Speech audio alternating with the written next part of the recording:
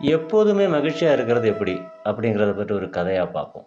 ஒருமுறை ஒரு காகம் ஒரு அன்னப்பறவைய பார்த்தது. இந்த அன்னப்பறவை எவ்வளவு அழகா இருக்குது அப்படின்னு அது நெனச்சது.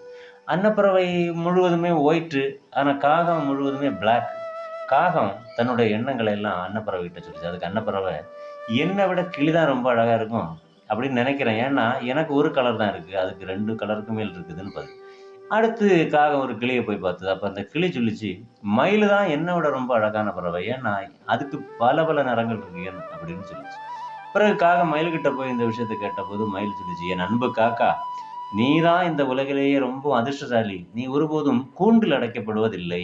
என்னுடைய அழகின் காரணமாக நான் இந்த கூண்டில் அடைக்கப்பட்டிருக்கிறேன். நீ சுதந்திரமாக இருக்கிறாய்." இத கேட்டதும் காகம் தான் எவ்வளவு முட்டாளாக இருந்து விட்டோம் என்று நினைத்தது. கடவுள் தன்னை படைத்தது போல ஏற்றுக்கொண்டு தான் சுதந்திரமாக இருந்ததற்கு நன்றி தெரிவித்தது. அதுபோல நம்மை ஒருபோதும் மற்றவர்களுடன் ஒப்பிட்டுக் கொள்ளாமல் இருந்தால் எப்போதும்